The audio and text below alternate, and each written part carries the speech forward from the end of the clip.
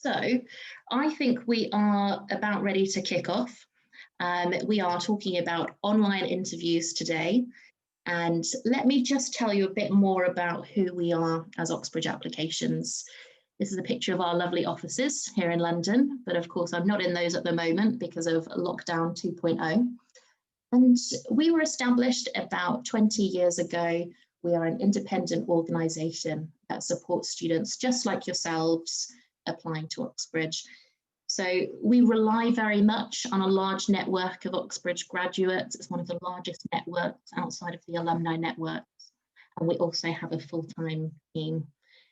And today we are going to be talking about the interview, and all of the research that we do feeds into our advice. Every year we survey about 600 or 700 students on their experiences, and we use that information and some of the latest questions to inform our advice. And I'm sure that all of you have visited our website, because I think you had to register on there to attend this webinar. But as a reminder, this is our website. I would recommend that you register if you haven't done so already. There are lots of useful free resources there, particularly past interview questions that I guess a lot of you will be hunting around for at this time of year. So do take a look. And this is me. Just briefly, I'm Alison. I studied maths and philosophy. If anybody is going for those particular courses, then I'd be very happy answering specific questions about my experiences. I've also got the perspective of having applied for a joint course. And so I think that the crucial difference there is I was interviewed separately for these subjects. So I ended up having 5 interviews all in all, which I really wasn't expecting. And I must admit it was quite an exhausting process, but enjoyable nonetheless. I studied at Oxford and have been the head of Oxbridge Applications for the past 3 years. And today, what are we talking about today? So 4 main points here. I would like you to understand how the Oxbridge interviews will be conducted differently this year. So how is this new online format going to affect things? The first time ever that they have been conducted online.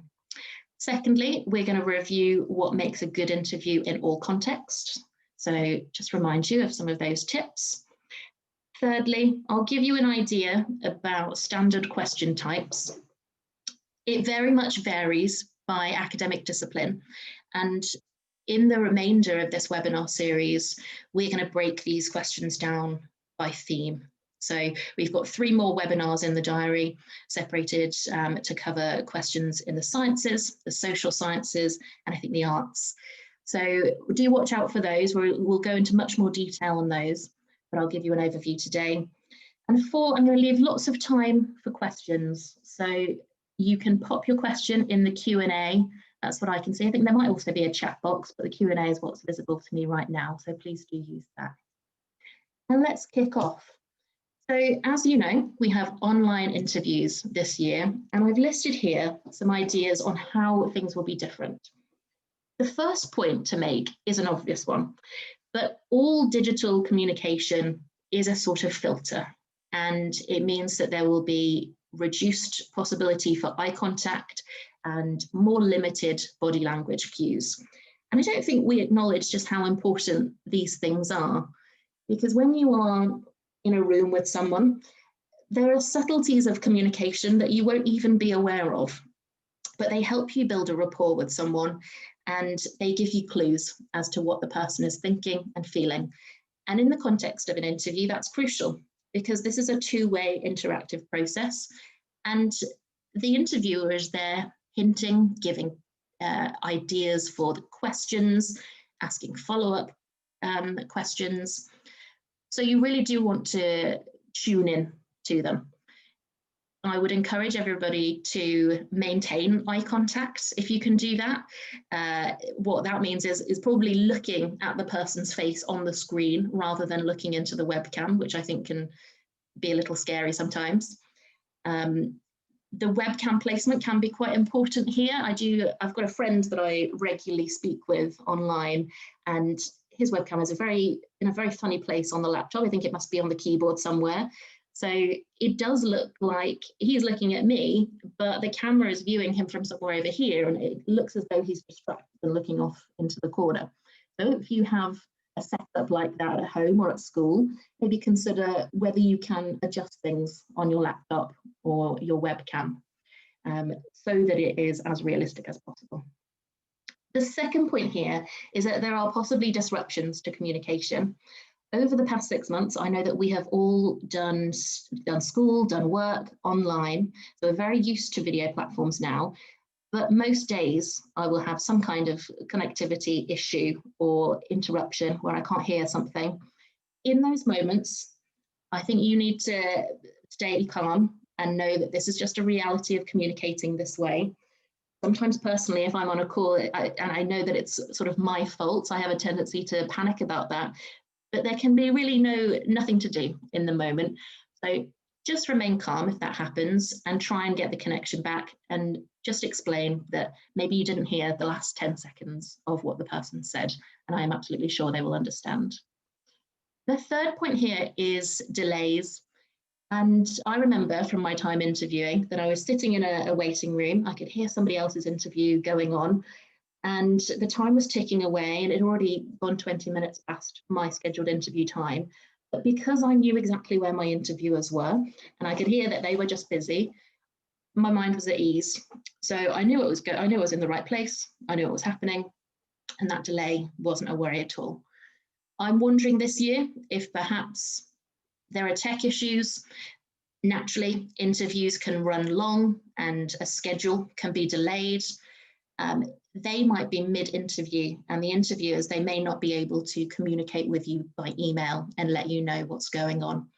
So if you are experiencing a delay, I would recommend that you use the point of contact at college that you've been given, just to ask, is everything okay? Are they running late? And I'm sure that it will be nothing to worry about there.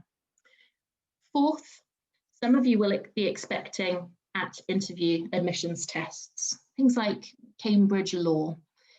And it is interesting how they're going to be able to simulate what they would typically do, which is to give you a paper there and then, and it would maybe be an hour before your interview. And the invigilation comes from you being in one of their rooms. So they know exactly how long you're taking and what you're up to. They're going to have to simulate this online, so should be straightforward with sending you a paper. But they may want to police the admissions test in certain ways. I think, I'm not going to say unhelpfully, but we haven't yet had all of the details from the universities about the tech arrangements of all of this. They will be updating that as soon as their details are finalised. So for one, we don't know whether they will be using any kind of testing software which you can use on your computer, and it monitors your computer activity to see if you're cheating or not. But it might be that there are special arrangements for these tests, and you'll be notified individually about those. The fifth point, a key difference between what my experience was in going to stay at Oxford for 4 days and interacting with people in the JCR, meeting current second years. None of that will be possible, of course, online. But I imagine that the JCRs at your college, that they will organise alternatives and allow the opportunity to interact both with fellow applicants and current undergraduate students. And I would encourage you to take them up on this. I think in many ways it will be quite nice to avoid some of the disadvantages of interviewing in person. I think it was a great experience, but I definitely know that for some people, going and staying at the college and interviewing was a little bit intimidating, and they may have felt the pressure from being amongst their competitors. So my sixth point here is it's possibly a more relaxed environment. So capitalize on that. And you can control all of the elements. You'll be in your own bed the night before, have a good night's sleep. I've put a question mark there because, as we all know, there are other distractions when you're at home or where you're at school, wherever you'll interview from. And I would plan ahead and have those conversations early with whoever you live with about the need for quiet space and the need to be in the place in your home with the best Wi-Fi connection, for example, and just limit any possible interruptions. And what remains the same? So in the online format, the academic focus of the interviews is exactly the same. You will still have tailored academic questions which test your ability to do your subject. And the number of interviews, the length of the interviews, we also expect to be the same. As a rough guide, that will probably be that you have 2 or 3 interviews. As I said, I had 5, but that's quite rare. You'll have most likely an interview with the college you applied to and possibly another college. The interviewers will also be the same. These will be resident professors and fellows at the college that you've applied to. They will be people who tutor your chosen course. So you know that they will be capable of stretching you academically in those sessions. And fourth, the integrity and importance of the process. So like I hinted at with the possible testing software that Oxbridge use to do their admissions tests, they're going to be very keen that the interviews remain valid and that they're conducted in a fair way, because it's possible that the online format will be open to a certain abuse. You know, I think they'll need to be wary of the possibility of other people being in the room feeding answers or cheat sheets, as it were. I remember from my interview having to show a passport photo of myself to prove that I was the same person who had applied. So the integrity of this process is important, and I would just remind everybody to conduct the interview in a very fair way and not think that there is any possibility to game this system, because I really don't believe that it would help anyway. I think that any of those cues or cheats will purely be a distraction. And since an interview is a spontaneous discussion and it's a spontaneous exploration of a particular topic, there really is no point to being fed information that you haven't already absorbed. So I'll just leave you with that point. Let's talk secondly about what makes a good interview in all contexts.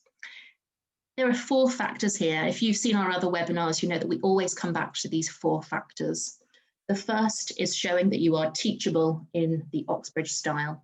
This means that you would thrive in a learning environment that puts you on the spot in an intimate 1-to-1 or 2-to-1 teaching session and asks you to share your ideas about something you don't already know fully yet. So can you deal with new information in this unfamiliar circumstance? And can you make good progress with it, just simply based on what you know so far? So teachability means teachability in this specific style of learning.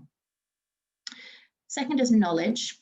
Knowledge is obviously a basic, and with applicants to Oxbridge, you're expecting shared knowledge. You're all very bright students, and we expect you to know broadly the same things from your shared syllabuses. But what's interesting about knowledge is if you have particular expertise outside of your curriculum. It's what you will have built up for your personal statement. It's what you can continue to build up now.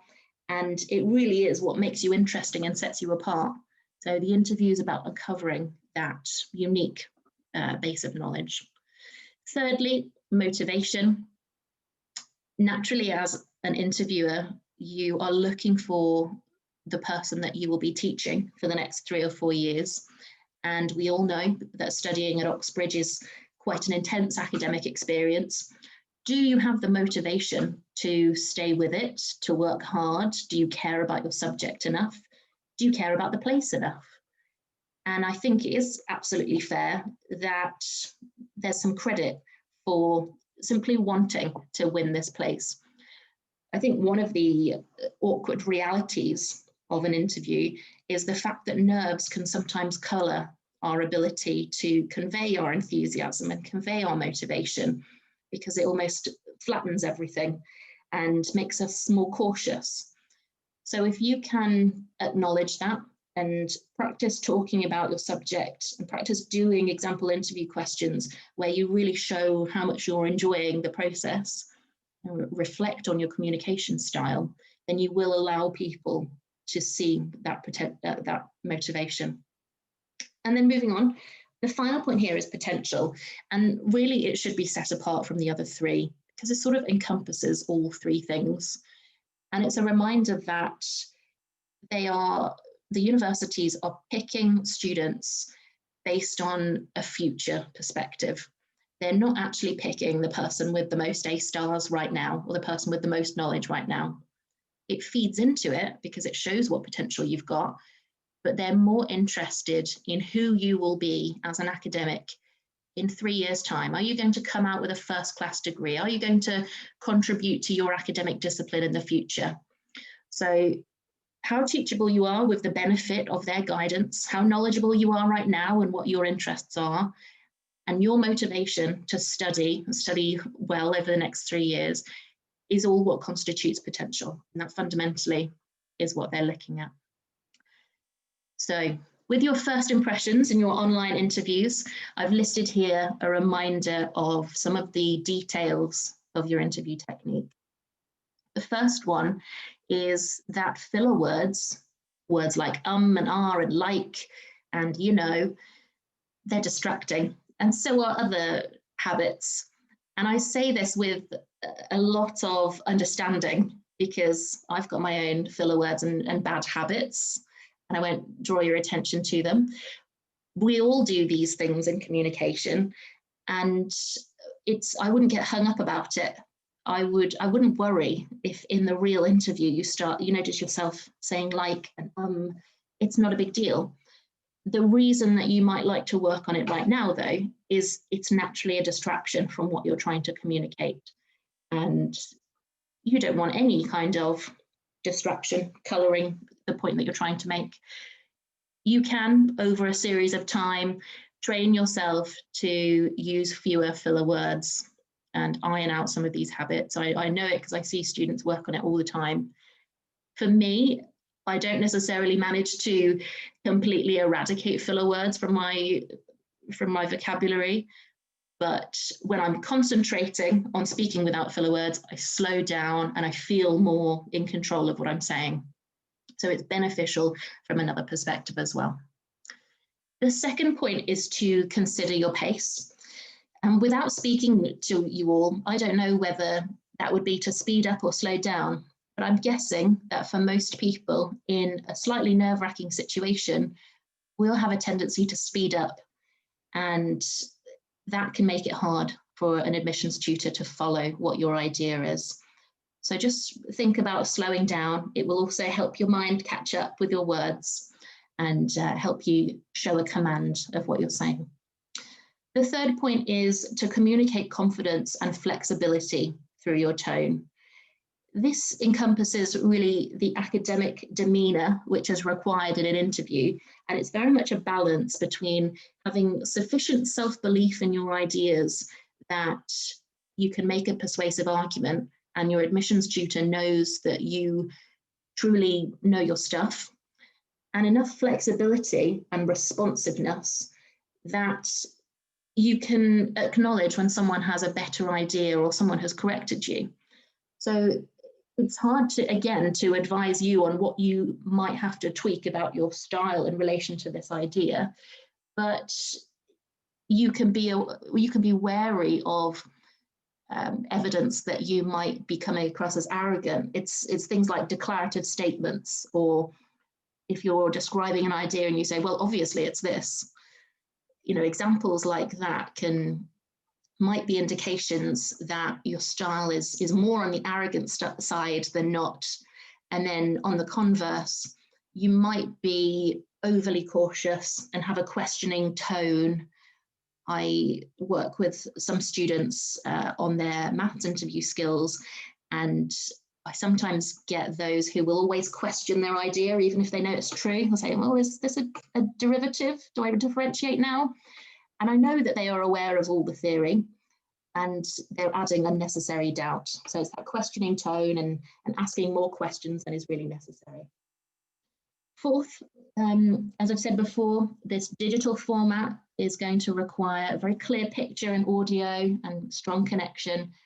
Take the time now to trial out your equipment at home or at school and find the best connection there so that you can be confident on the day and just not worry about that sort of thing.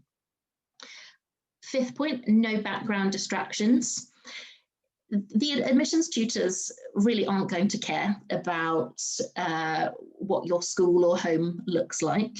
So I wouldn't fuss over this too much, but I think it would be natural to acknowledge that any person on a video call will notice if there's a very messy bedroom in the background or if there's a distracting poster on the wall. So in the interests of caution, try and get rid of any background distractions. And sixth, plan your outfit. Again, no admissions tutor is going to make their decision based on what you wear. For me, the point in planning your outfit is purely about the way that it makes you feel on the day. You would like to feel comfortable, so I'd recommend you wear something you've worn before and you know isn't going to distract you because it feels too tight, for example. I also think that it should be reasonably casual, but be slightly more elevated than what you might wear every single day. For me, that works because it shows me the importance of the occasion subtly. It makes me feel slightly more formal and reinforce that this is an occasion. Have a think about what would work for you and essentially for your psyche. You know, what do you need on the day, and just plan ahead. So fundamentally, we're looking for an academic demeanour and enthusiasm from candidates through the interview. What does this mean in practice? Well, I thought this picture summarised it quite well. You know, you don't have to have such a big grin throughout the interview, but there's no harm in smiling. You know, there's no harm in enjoying the experience of the interview. And I think it's always lovely if somebody can show that even though the questions are challenging, this is fun and you're talking about a subject that you love. I think that positivity subtly feed in to your interviewer's perception and may just help you build a rapport. Third point to talk about today, before we move on to questions, is standard question types. So as I said, we have some other webinars coming up where we'll go into much more detail on what to expect from your course. Obviously, the questions vary by what academic discipline you're choosing. So here are some main tips. I think a fair tip for your activities over the coming weeks is to actually do your practice interviews online. You might have a helpful teacher or friend or mentor who could meet in person, even though we're locked down. I don't know how that would work, but or maybe a family member. And that would be useful. It would be better, I think, to simulate what it's like to interact online and come across any of the sticking points that we'll talk about later. Secondly, familiarise yourself with the tech. Now, as I said, Oxford and Cambridge haven't released firm information about which platform they're going to be using. We expect it to be Microsoft Teams because that's what they use with tutorials and it's common in education. If you aren't familiar with Teams, then have a look online, familiarise yourself. I'm confident that all of you digital natives will be absolutely fine. These are very user-friendly platforms, but try them out first of all. Third, plan ahead so that your environment will be suitable. I've mentioned that earlier, but just as a reminder. And then I've grouped these next 3 tips because they are academic exercises. So the first tip, practice active listening by listening to a podcast and pause every couple of minutes to make notes. So the interview is peculiar in that you have to take all of the questions verbally. You have to listen carefully to what your interviewer is saying to absorb the question at hand. And it's slightly more difficult, I think, than it initially sounds, because we're so used to maybe seeing a maths problem or seeing a history source and getting to read it and digest it that way. And all of a sudden, we have to take it in with somebody describing it. So you've got to train those skills. And this exercise is useful because you can be listening to a very relevant podcast or listening to a YouTube video about your subject and learning more about it, and at the same time training your listening skills. So don't take notes throughout.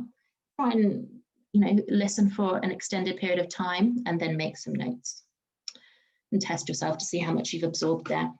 The fifth one is a game called Just a Minute. Now, I think this reference may be a little bit too old for some of the audience, but Just a Minute is or was a game show on the radio where contestants were given a minute to talk on an unfamiliar topic, and they were penalised for repetition, deviation, or hesitation. So basically, they just had to talk on the spot without stopping. It's a really good exercise for training yourself for these prolonged periods of discussion in the interview. And on the next slide, I've listed some questions out that you might like to take a note of and practice with. The final point in this grouping is to review your interview skills. So you cannot experience your interview skills unless you do something like practicing with a friend or just practicing on your own and filming yourself, maybe with your phone. And it might feel a little awkward at first, but if you can take that time to watch it back and think about the way that you communicated your ideas, was it clear? Did you get your point across, or were you very much concentrating on the question and you forgot about the person who might be listening? And try and tweak it for next time. That can be very helpful when you're thinking about habits and filler words. And then finally, consider the main question types that will come up for your course. And we'll talk about that in a moment. So ideas for Just a Minute, if you want to play this game. The first question, what is the worst academic text you have read and why? Secondly, why is your subject relevant and important? And third, what are the 3 most important challenges for your subject to meet in the 21st century? I think these are good questions just to think about in general, but why not play the game? And this webinar is being recorded, so you can always revert back to it online on our website if you want to take a note of any of these questions. So these are 6 really broad problem types that could come up in the interview. First of all, I go to problem solving, and I'm going to concentrate on this one first because I think it is one of the most difficult to do in the online format. It doesn't necessarily lend itself to this style of discussion. And the reason I say that is because to solve something like an equation, this would come up in maths, physics, engineering, economics, computer science. To solve a problem like that, you're usually with pen and paper and you're looking down at the paper. If you're in the room with someone and really at a physical interview, then they have the benefit of being able to see your workings. And it is so helpful for them to know where you're at in the course of the problem solving. The other reason that problem solving interviews can be difficult is because it often looks like this. So if I'm doing my workings on paper on the table, very often got my head down, and it may even distort my communication and might make it hard for the interviewer to hear what I'm saying. Be very aware of that. Actively and consciously force yourself every now and again to look back up. You can use the paper, but you're going to have to tell the interviewer where you're at, and maybe even hold your paper up to the screen so that they can see your workings.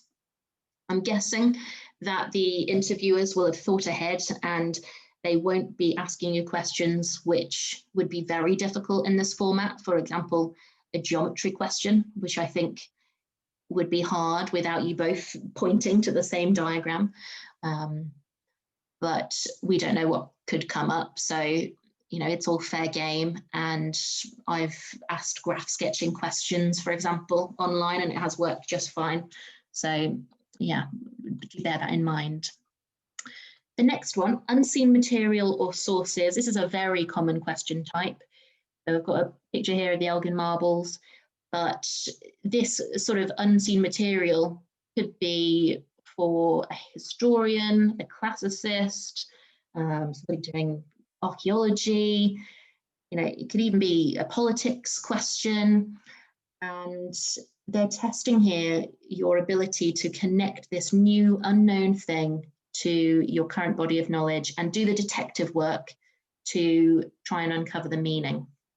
So if you are faced with unseen material, acknowledge that you don't need to know the answer immediately. Just try your best to deduce what you can, and might help to start off describing what you see initially. You could then share some ideas about what it could be connected to, and take the hints and tips from your interviewer into account as you develop your response. Unseen material can come in a variety of formats. Here is a picture, but we could have some data to look at. That could come up in medicine or economics. It could be a piece of art. It could be a piece of music, of course, but usually just for music. So be ready for that question type. I know plenty of students who've been surprised to be given a piece of art to talk about, maybe in theology. So, you know, you can draw interdisciplinary connections that reveal something about your subject. Related to sources is a similar question type, but there are some differences. And that's what I've called here object prompt. So one of my colleagues who studied engineering, he was given a light bulb and they simply said, tell me about the light bulb. And for those of you who know our book, we've got a book called So You Want to Go to Oxbridge, Tell Me About a Banana. It's exactly the same. Just tell me about this object, a banana. I think this can be a daunting prospect, but something that you absolutely can handle with a little bit of forethought. I've listed some ideas here about how to deal with this situation. First of all, why not start describing what you see in front of you? Just literally spell out what this thing is. On the left-hand side there, you'll see historical context. That might not be relevant for all subjects, but can you tell a story about where this object has come from? How is it currently used? How might it be used in the future? Would it be relevant to imagine uses of this object and think creatively about it? If you're applying for something like engineering, you undoubtedly will want to comment on how it works. So what do you know, or what can you work out about that? Are the ethics at all relevant? If you're a politics student or a lawyer, then you'll need to talk about the ethics. And because there are so many avenues you can go down with a question like this, you can use a structure like PESTLE. Some of you may have heard of PESTLE before. It's an acronym which is something like political, economic, social, technological, environmental, I think, legal factors. And this is quite good to keep in mind because sometimes it can prompt ideas. If you think, okay, let me apply a PESTLE analysis to this thing, I can think of the politics of a light bulb, I can think of the economics of it. It may just spoon feed you more ideas in the moment. So think about which of these perspectives you would typically come from when you are given an object, and practice at home. Ask a friend or family member to put together kind of lucky dip of objects and go through the motions of this question type. Discussions. So discussions are very, very common in an interview. I think most subjects will require this. At the bottom there, I've put one of my favourite questions, which is it fair that Ted Hughes won a literary prize for a translation of an Ovid poem? And here's some advice for how to tackle this unfamiliar question that you may have never thought about before. I think it is perfectly good to give your reaction, to give your intuition and answer the question directly. So this, in an interview, you're not simply describing both sides of an argument, you're actively forming an argument and giving an opinion. Often I think that is the step between A-levels or sixth form and university level thinking, because so often in sixth form, you are describing a balance of views and saying that something's unclear, but there are arguments on both sides. Whereas at undergraduate level, you have to commit. You have to say, yes, there are arguments on both sides, but this is my take, this is my argument and opinion. And that's the sort of attitude that you should bring to the interview questions as well. Not in a contrived way where you're making up a very vehement argument for no reason. But if you think that one side of an argument is fair, then absolutely communicate that. And then secondly, explain the steps that you took in reaching that conclusion. Don't just say, yeah, it's fair that Ted Hughes won the prize. Obviously, that's not interesting to the interviewer. Actively go out of your way to say, and these are the reasons that I believe that. If you can give a relevant example to substantiate your argument, it could be another theorist, another thinker, an article you've read, even better. Naturally, in an essay, you would want to do point, evidence, explain. When you've got the benefit of time to write an essay, you can weave research in. It's a little bit harder on the spot in an interview, but it's absolutely appropriate and something you should strive to do. And then finally, stop, see how your tutor responds, and be prepared to think on your feet. This is to highlight the two-way process that is an interview. It's not a monologue like this is today. It is a two-way conversation, and you need to hear that feedback and be ready for it. That's why paying attention to the cues of their communication is going to be vital, because you don't want them to have to interrupt you. You want to know when they're about to want to speak and listen to that. As you're planning the evidence that you might weave into discussion, again, this will be bespoke to your subject, but one format that you could use to collect a bank of examples is this table. So think about the extracurricular stuff that you've read and researched and watched, the texts that you've come across, and write down a comment about your engagement with it. So what is this thing about? What did you learn from it? Maybe what did you like about it? What did you agree with, disagree with?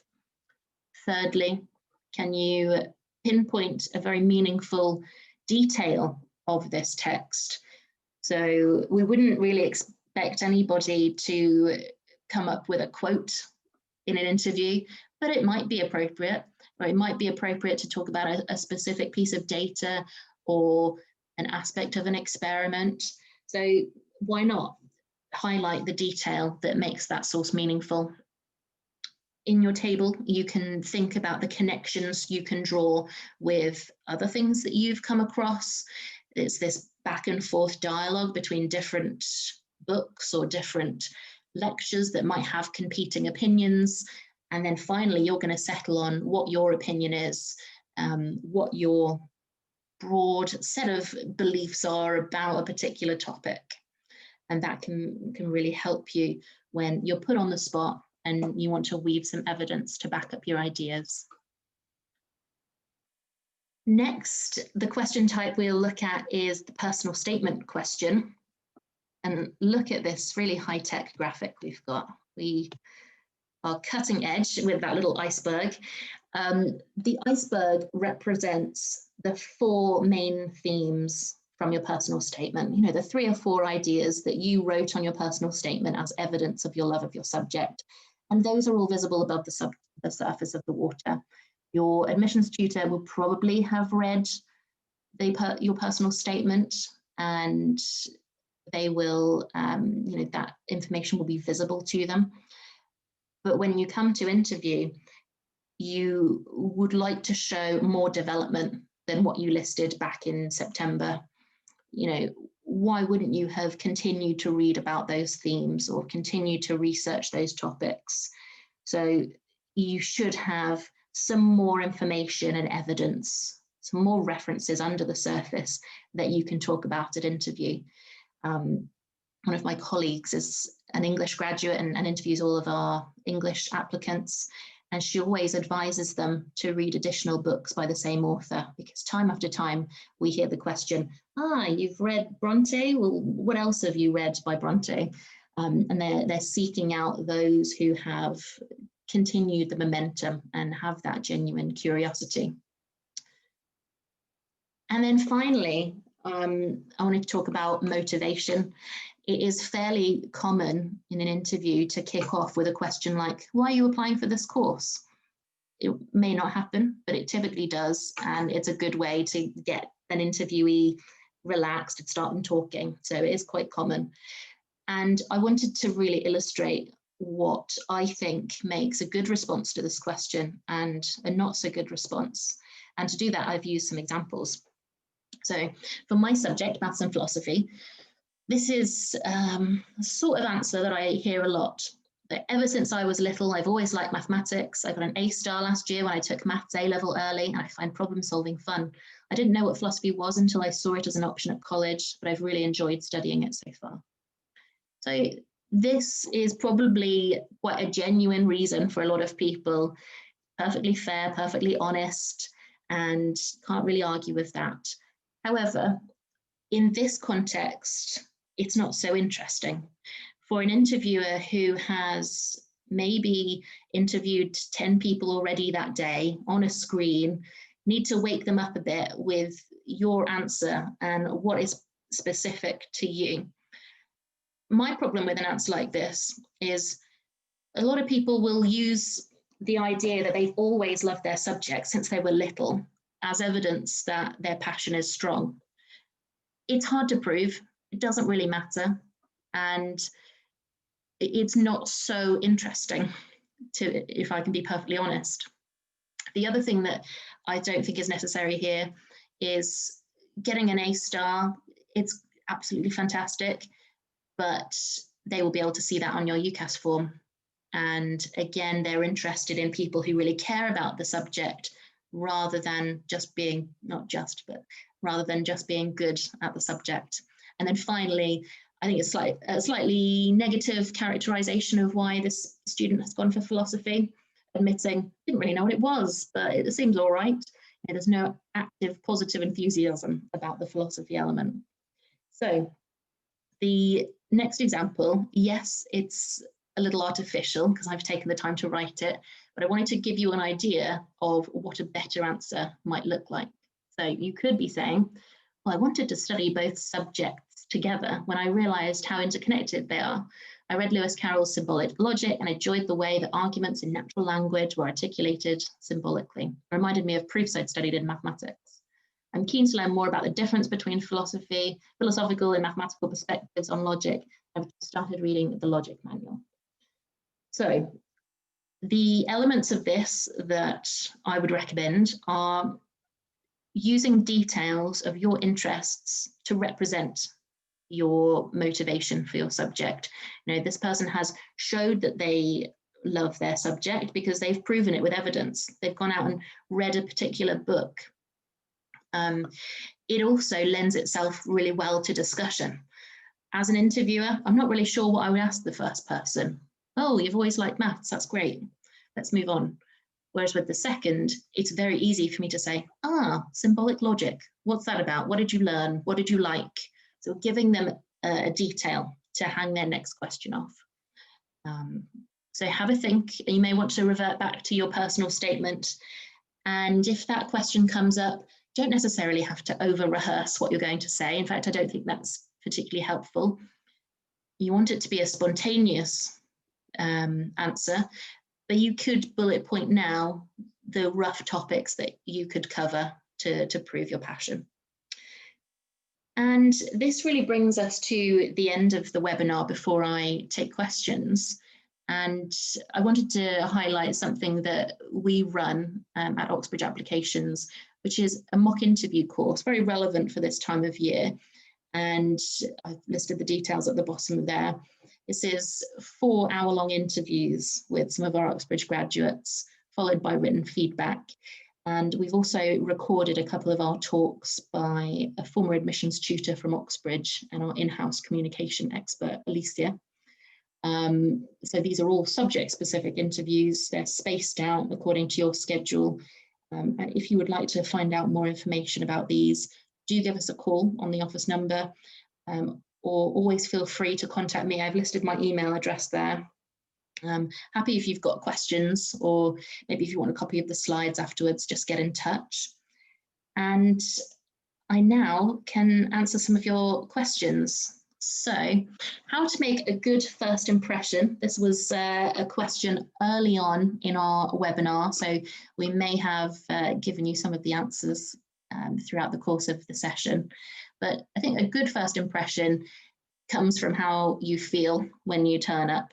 So you can expect you maybe feel nervous on the day, that's perfectly natural, but try to convert that nervous energy into positive, excitement for the interview. This is a great opportunity to chat with people who know your subject really well, and it can be a very interesting experience.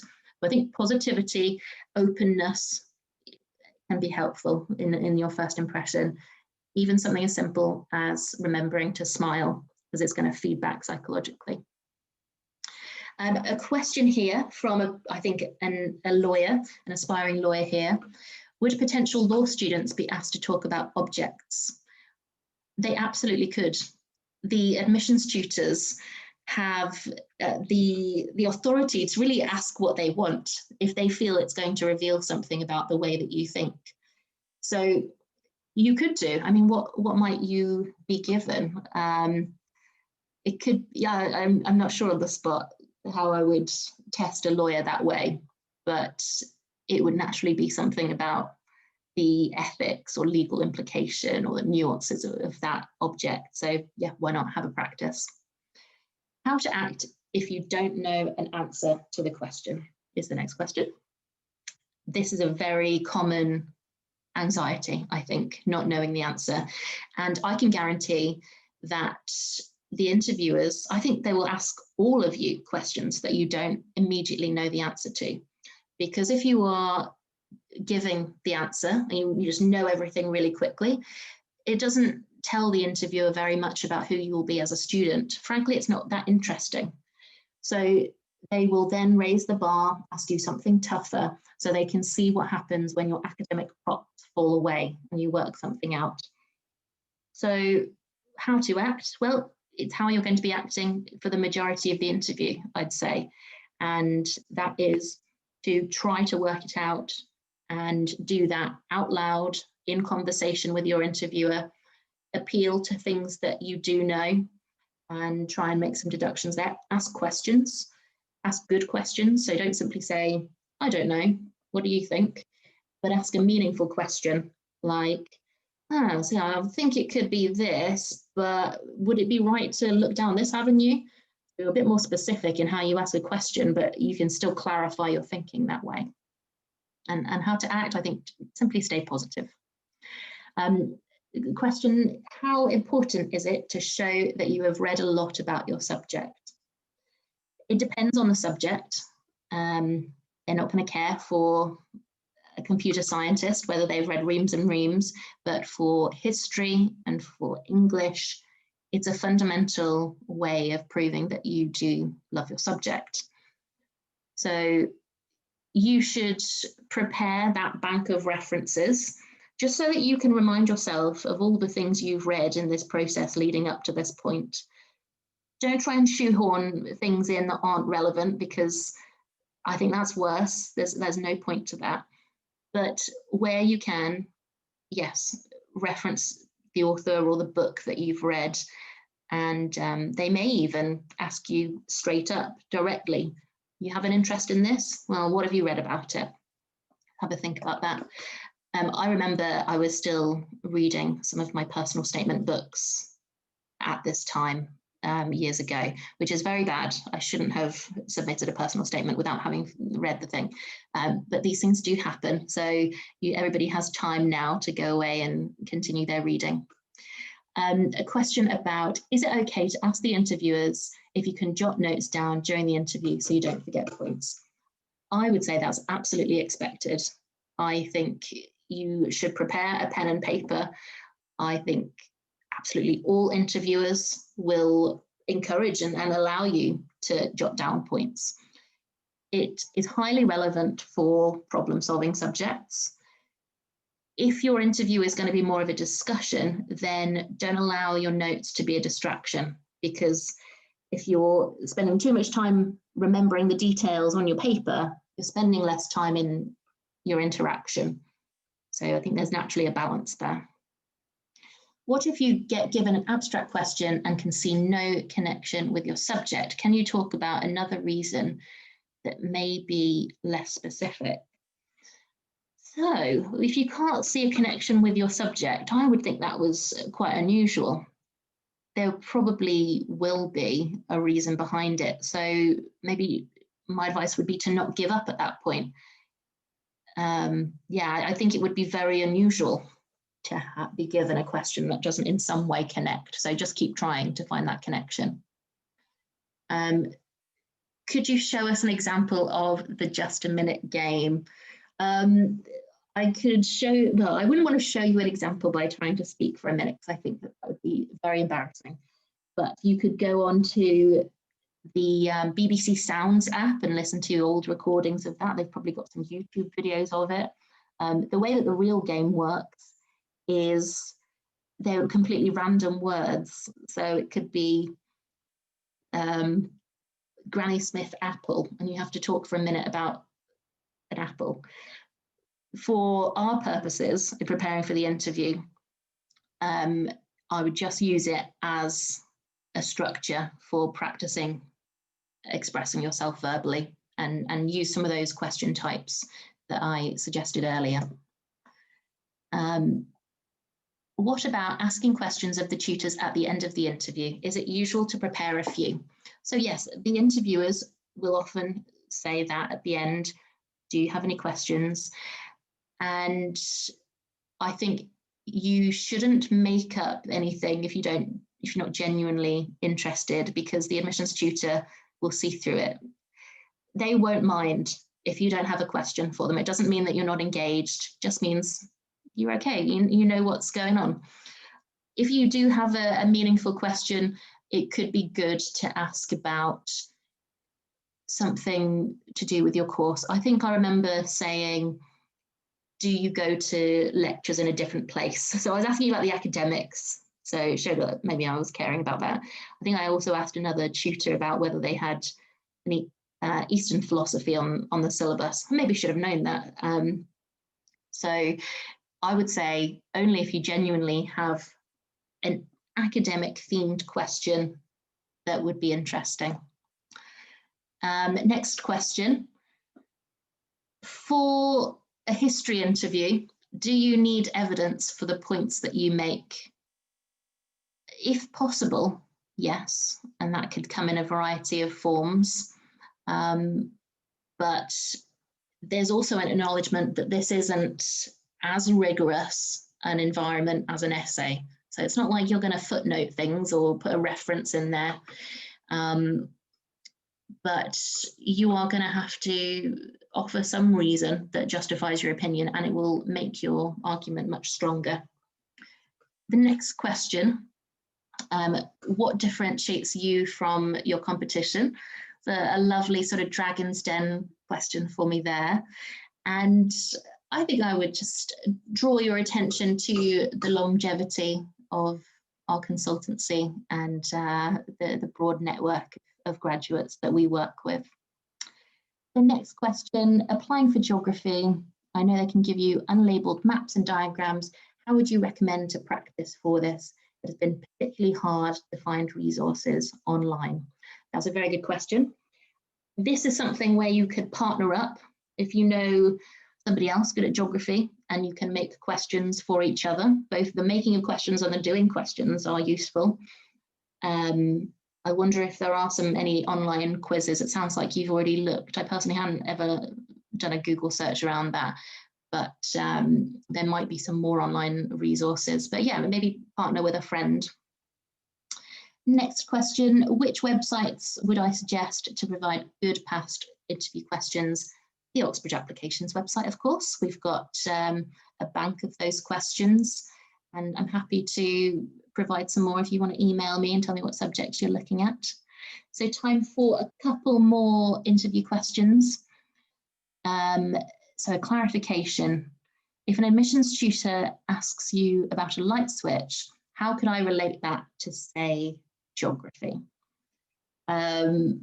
So I'm not really sure, to be honest. I'm not a geographer, but it's some initial ideas. Think about, why are they asking you to connect a light switch with geography? In different parts of the world, are light switches used differently, or are light switches everywhere in the world? Think about the geographical factors. Not really my area, I'm afraid, so you might have to ask somebody else on that one.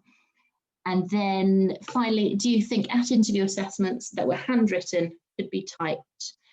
I guess that they will be typed. So they've already this year taken a couple of the traditional paper tests online, like the TSA, and I think it probably would be easier.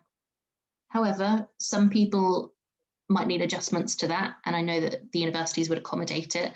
So maybe if you particularly needed to, you could be handwriting them and scanning or taking a picture. So yeah, we're awaiting more final details on those things, and I very much look forward to seeing all the clarifications on that.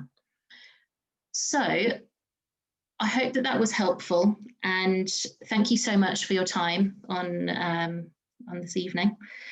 Please do email me with questions, and I'll write back to any of the questions that I haven't managed to answer today. If you want to type them in the box now, I'll get back to you afterwards. So thank you everybody for your engagement.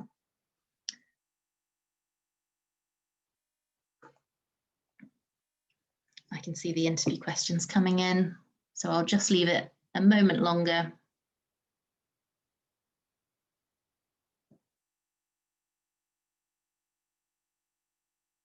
Great.